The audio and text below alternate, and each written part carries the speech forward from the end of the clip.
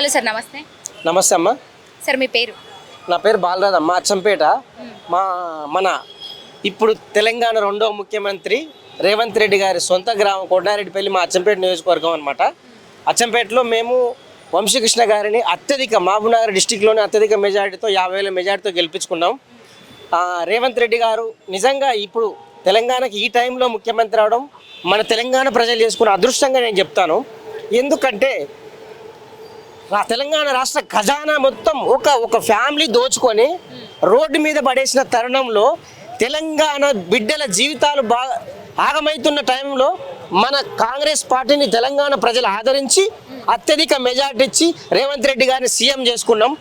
ఇక ఈ ప్రతిపక్ష విషయానికి వస్తే కేసీఆర్ గారు కానీ హరీష్ రావు గారు, కేటీఆర్ గారు మొన్న మాట్లాడుతూ మీరు 100 రోజుల్లో కనుక మీరు చెప్పిన 6 గ్యారెంటీలు అమలు చేయకపోతే మేము మళ్ళీ వస్తాం. ఏం మొహం పెట్టుకొని వస్తారు? మీరు ఏం చేశారని 9.5 సంవత్సరాల్లో మీరు వస్తారు?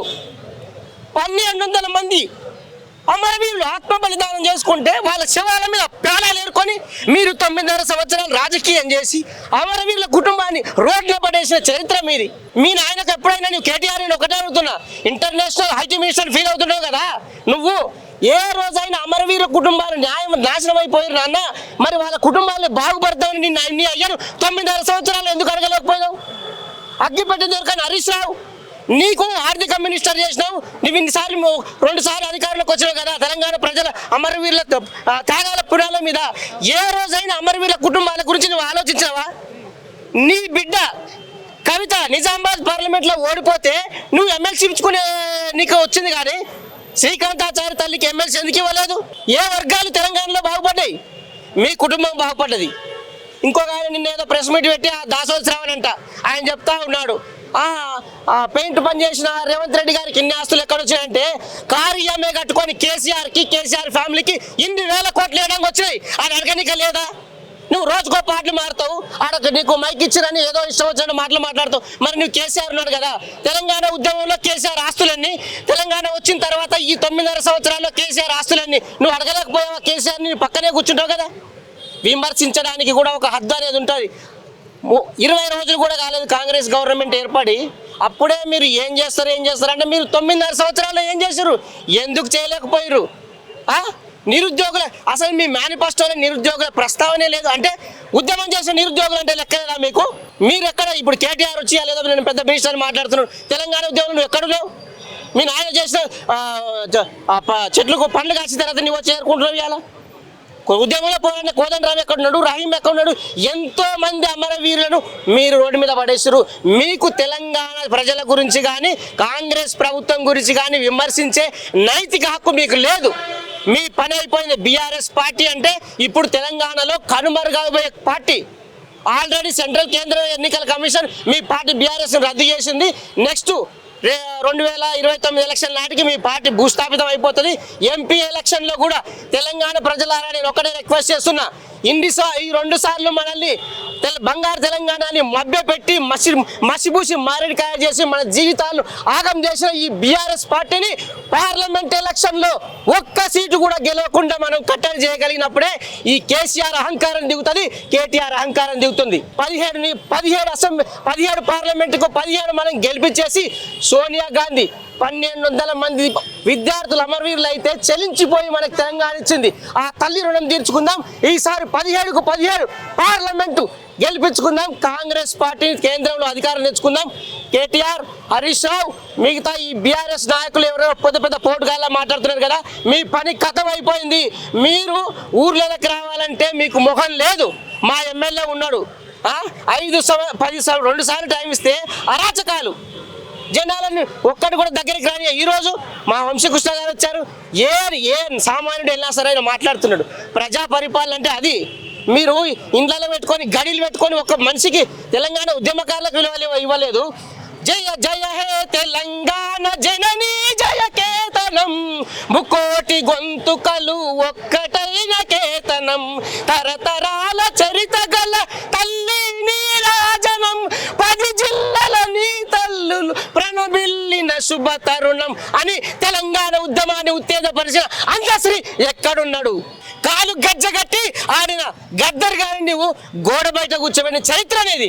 నీకు తెలంగాణ గురించి కానీ తెలంగాణ ప్రజల గురించి కానీ మాట్లాడే నైతిక హక్కు లేదు. ఖబర్దార్ కేటీఆర్, హరీష్ రావు, బీఆర్ఎస్. 29వ తెలంగాణలో కాంగ్రెస్ ఆవిర్భావ దినోత్సవం మరి ఎట్లా జరుపుకున్నారు? మీ సంతోషం? చాలా ఆనందంగా ఉందమ్మా. నిజంగా ఇంత గొప్ప త్యాగాలు తీర్పడిన తెలంగాణలో 139వ తెలంగాణ కాంగ్రెస్ పార్టీ ఆవిర్భావ దినోత్సవం తెలంగాణలోని ప్రతి ఊర్లో ప్రతి వాడలో చాలా ఘనంగా జరుపుకున్నారు. ఇక్కడ గాంధీ భవన్లో కూడా మా కాంగ్రెస్ కార్యకర్తలు నాయకులు చాలా గ్రాండ్గా జరుపుకున్నారు. చాలా సంతోషంగా ఉంది. ఇక ఈ రోజు నుంచి మాకు ఒక తెలంగాణ ప్రజలకు ఒక సువర్ణ అధ్యాయంగా చెప్పుకోవచ్చు. ఈ రోజు నుంచి ప్రజాపాలన మొదలైంది. ప్రతి ఒక్కరి సమస్యని అధికారులు విని వాళ్ళ సమస్యలు పరిష్కరించడానికి మా ముఖ్యమంత్రి రేవంత్ రెడ్డి గారు కంకణం కట్టుకున్నాడు. ఈ దరిద్రుడు కేసీఆర్ మొత్తం ఊడ్చుకపోయినా కూడా సంపద సృష్టిస్తాడు. సంపద సృష్టిస్తే తెలివితేటలున్న మొగోడు మా రేవంత్ రెడ్డి సీఎం గారు. ఖచ్చితంగా ఇంకొక 5 సంవత్సరాలు, ఇంకో 20 సంవత్సరాలు కూడా మనము రేవంత్ రెడ్డి ముఖ్యమంత్రి అవుతారు. కాంగ్రెస్ పార్టీ అధికారంలో ఉంటుంది, అందులో ఎలాంటి డౌటు లేదు. ఇప్పుడు మరి పార్లమెంట్ ఎలక్షన్స్ వస్తున్నాయి, మరి ఏ విధంగా సిద్ధమవుతున్నారు? అదేవిధంగా ఎట్లా స్టాండ్ తీసుకోబోతున్నారు? ఏం లేదమ్మా, ఇప్పుడు మేము ఏదైతే కాంగ్రెస్ పార్టీ 6 గ్యారంటీలు ఇచ్చిందో 6 గ్యారంటీలు నిజంగా లబ్ధిదారులకు గ్రామ స్థాయిలోనే వాళ్ళ సమస్యలు తెలుసుకొని పరిష్కరిస్తాం. ఎప్పుడైతే ఒకటే గుర్తుపెట్టుకోండి, మాట తిప్పడు మడమ తిప్పడు అనే సామెత ఉంటుంది కదా. మేము ఎప్పుడు కూడా ఇచ్చిన మాట తప్పబోము. మేము ఇచ్చిన మాట ప్రకారం అన్ని పనులు చేస్తాం. ప్రజలు కూడా కాంగ్రెస్ పార్టీని పార్లమెంట్ ఎలక్షన్లో స్వచ్ఛందంగా వచ్చి ఓట్లేసి 17కు 17 పార్లమెంట్ గెలిపించడానికి సిద్ధంగా ఉన్నారు. కాంగ్రెస్ కార్యకర్తలుగా మేము కూడా ఈ రోజు నుంచి కంకణం కట్టుకుంటాం. 17 పార్లమెంటు నియోజకవర్గాల్లో కాంగ్రెస్ పార్టీ అభ్యర్థులు అత్యధిక మెజారిటీతో గెలిపిస్తాం. ఈ బీఆర్ఎస్ పార్టీ అనేది తెలంగాణ లేకుండా చూడడానికి కంకణం కట్టుకొని పనిచేస్తాం. Thank you so much. Thank you sir. నమస్తే సార్. నమస్తే అమ్మా. సార్, ఎట్లా అనిపిస్తుంది? తెలంగాణలో 139వ కాంగ్రెస్ ఆవిర్భావ దినోత్సవం జరుపుకున్నారు, మరి ఏం చెప్తారు? భారతదేశానికి స్వాతంత్రం తీసుకొచ్చినటువంటి పార్టీ కాంగ్రెస్ పార్టీ. అలాగే తెలంగాణకు కూడా తెలంగాణ రాష్ట్రాన్ని తీసుకొచ్చినటువంటి పార్టీ, రాష్ట్రం ఇచ్చినటువంటి పార్టీ కాంగ్రెస్ పార్టీ. 9.5 సంవత్సరాలు 10 సంవత్సరాల వల్ల పాలన ప్రజలు విసిగారిపోయి కాంగ్రెస్ పార్టీకి రేవంత్ రెడ్డి గారి నాయకత్వంలో సోనియా గాంధీ, రాహుల్ గాంధీ గారి నాయకత్వాన్ని బలపరుస్తూ తెలంగాణ రాష్ట్రంలో అధికారంలోకి వచ్చింది.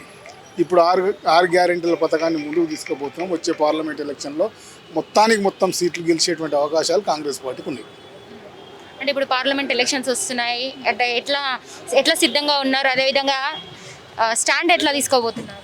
పార్లమెంట్ ఎన్నికలకు మేము పోతున్నాం.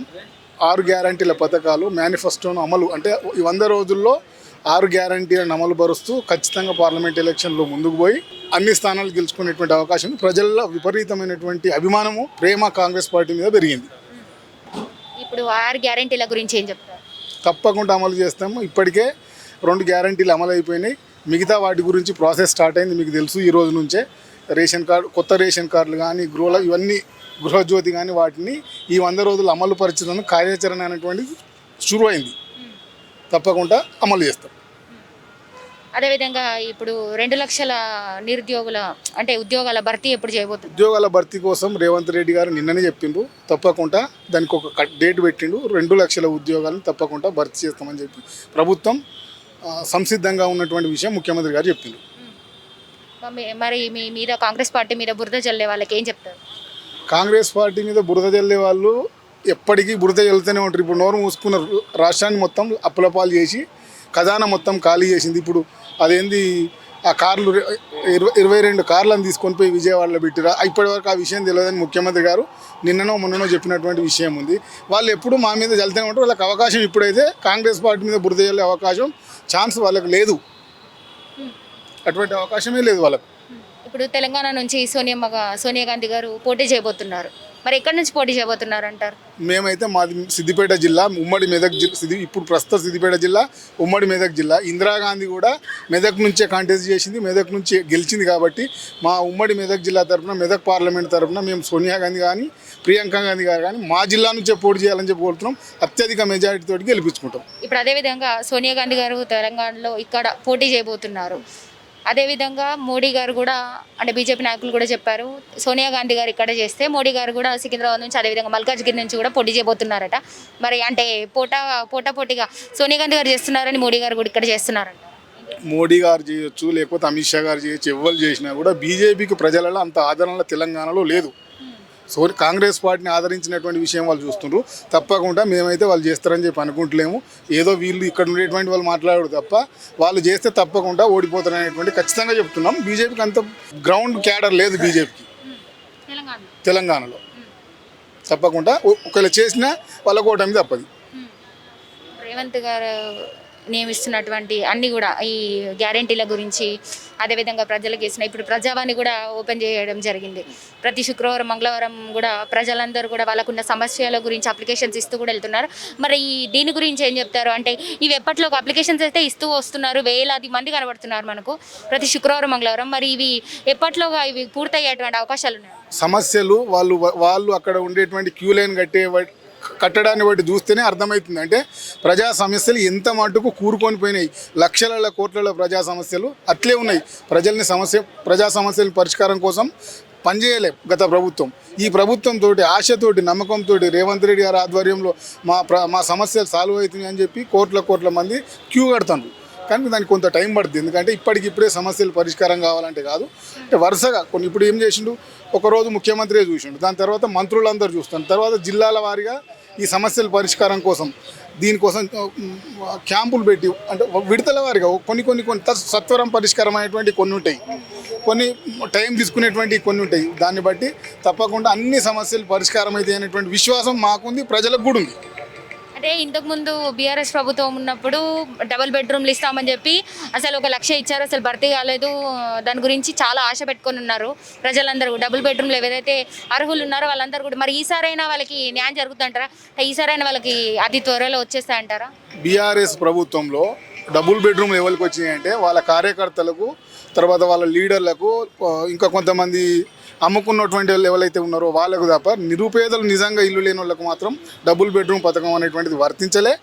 డబుల్ బెడ్రూమ్లు వాళ్ళకి ప్రతి ఒక్కరికి వచ్చేటువంటి అవకాశం ఉందంట. విడతల వారికి తప్పకుండా పేదవారికి కరెక్ట్ గుర్తించి ఎవరైతే ఇల్లు లేని వాళ్ళు ఉన్నారో వాళ్ళని గుర్తించి తప్పకుండా విడతల వారిగా ఈ టర్మ్ లోపల తప్పకుండా వస్తాయని విశ్వసిస్తున్నాం. మేము ప్రజలకు కూడా నమ్మకం ఉంది. ఇప్పుడు హైదరాబాద్లో ఇట్లా ప్రజావాణి ఏర్పాటు చేశారు, ఎక్కడెక్కడి నుంచో డిస్ట్రిక్ట్ వైజ్గా స్టేట్ లెవెల్లో తరలిస్తున్నారు. మరి వాళ్ళకి ఇంత దూరం వచ్చి అంటే వాళ్ళకి ఒక రోజు గడిచిపోతుంది ఇక్కడి వరకు జర్నీ చేసి ప్రయాణించి ఇక్కడి వరకు వచ్చి వాళ్ళ సమస్యలు చెప్పుకోవాలంటే. మరి డిస్ట్రిక్ట్ లెవెల్లో పెట్టొచ్చు కదా ఇది, అంటే దాని గురించి ఏమైనా ఆలోచన చేస్తున్నారా? తప్పకుండా దానికోసం ముఖ్యమంత్రి గారే చెప్పిండ్రు. ఎందుకంటే ప్రతి జిల్లాలో ప్రతి కాన్స్టిట్యున్సీ వైజ్గా అక్కడ ఉండేటువంటి జిల్లా మంత్రి అనుకో, లేకపోతే అక్కడ ఉండేటువంటి ఎమ్మెల్యేలు అనుకో, అక్కడి సమస్యలు అక్కడనే పరిష్కారం అయ్యేటువంటి తీరుగా ఒకటేసారి వచ్చిండ్రు.